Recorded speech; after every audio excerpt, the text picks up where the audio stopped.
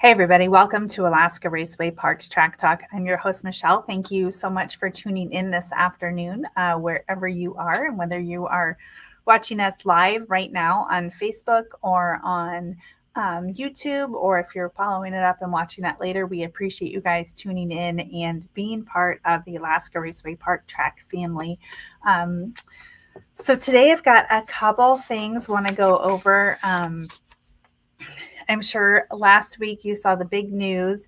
The drag strip tower is coming down, and we will be replacing that before the 2025 season. So construction season is getting a little bit short, but we are going to go ahead and get that tower taken down this fall.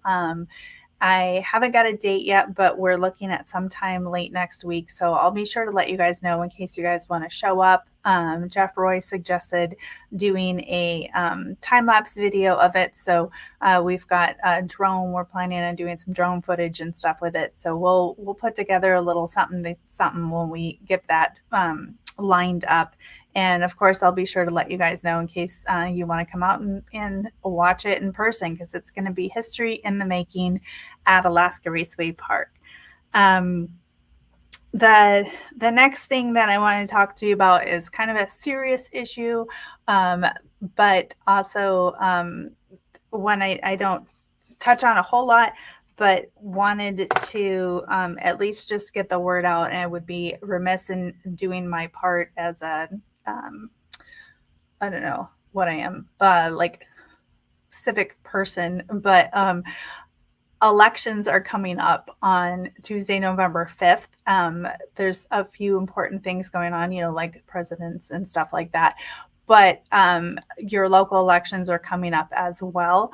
That's coming in a couple weeks. And I know there are people that are planning on heading to the SEMA show, which also starts on election day. So you might be in Las Vegas on election day and not able to vote early or not vote in person. So if you are planning on traveling, you're not going to be home on November 5th, be sure to apply for your ballot.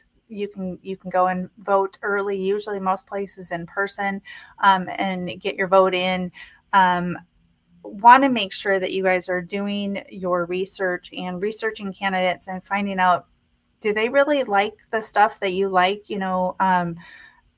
Are they into motorsports? Are they into electric vehicle mandates? Are they into mandates for speed limits, or the mandates that are coming on vehicles that will require government shutoffs? I don't know if you guys have heard about that, but I heard about that here recently. So there's a lot of stuff, a lot of legislation and stuff that's coming down that is going to affect motorsports. It's going to affect the things that we like to do. It's going to affect speed. And it's important that you guys are taking the time to research people, vote for the candidates that are going to represent the stuff that we like to do. So if you need help with that, you can go to SEMA's website, or Performance Racing Industry, PRI. They have links on there where you can go in, and they've actually researched a lot of the candidates, and they've got their positions as far as what kind of things that they support, what kind of mandates they're looking at. Things like that are important. We like motorsports, and motorsports is a huge part of the American economy. So we want to make sure that we're keeping the right people in office, and that we're getting out there and voting. So that's what I got. In Alaska, there are a couple ballot measures that are on the docket that are kind of important. The first one has to do with minimum wage. It's not just minimum wage. They've also included some mandatory sick leave that's included into that budget, or into that ballot measure. For the short term, it seems like a really good plan, but if you have a small business, ballot measure number 1 is really going to affect your small business and your bottom line. And it'll affect your local racetracks as well, because I unfortunately can't put kiosks in places of all of my amazing employees out there to save money. So be sure to vote appropriately for that. The next thing is ballot measure number 2, which would get rid of the ranked choice voting, which I know a lot of us are not fans of. So check into both of those, make sure you're voting appropriately.